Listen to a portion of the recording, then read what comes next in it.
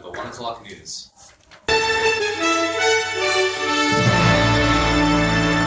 In recent news, the station is too cheap to actually make a separate opening for the segment.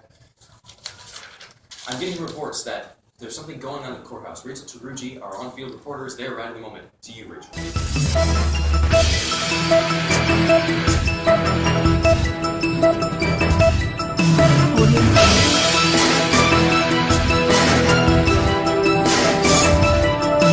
Yes, I'm here with David Walter Fee, a 22-year-old man who was arrested here in Fresno for pointing a laser pointer at a helicopter. What do you have to say for yourself? Well, it works with cats and dogs, so I figured out why not try with a helicopter. And does it work? Oh boy, does it work. Yep, I couldn't tell if it was just a dot. Probably tried to chase after it, which was just made him swerve. Oh my god, it was perfect. Well, that seems to be all he has to say. Actually... Back to you guys!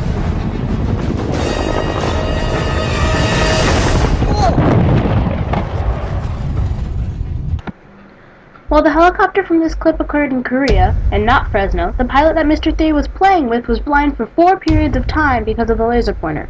Pointing lasers at the sky, while seemingly harmless, can be very dangerous and could cause an accident like this one, except next time there could be a city below.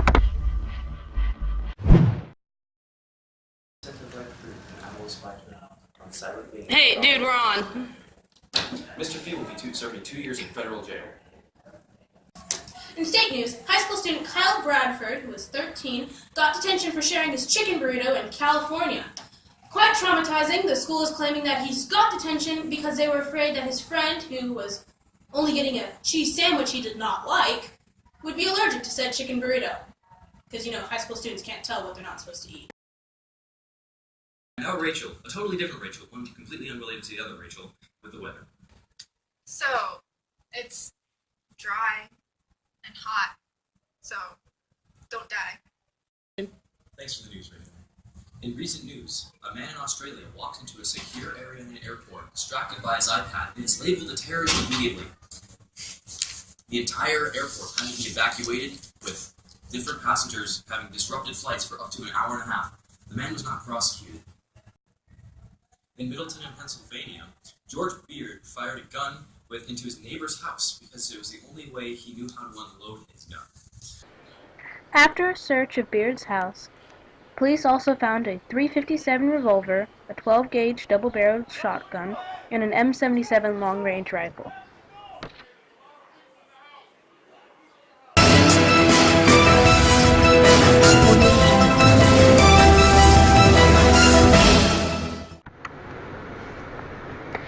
At hospitals across the valley, infection prevention managers are scanning emails, bulletins, and faxes from county, state, and federal officials for the latest guidance for identifying patients. Visitors to hospitals are being met with signs and posters about Ebola virus. Anyone with the fever who has traveled to West African countries or had contact with someone who has traveled there recently must tell emergency department staff immediately.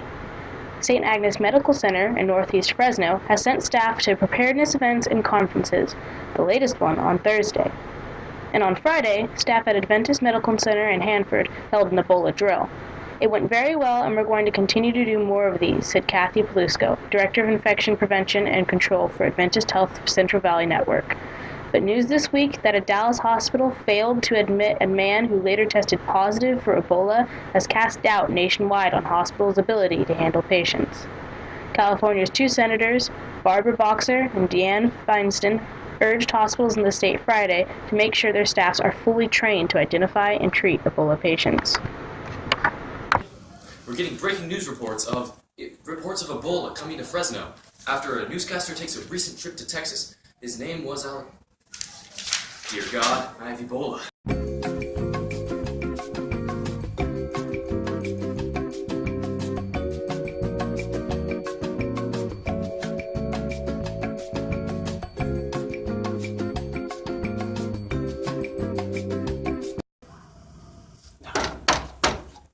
Let me in. Guys, can you let me back in? No! Please? Please?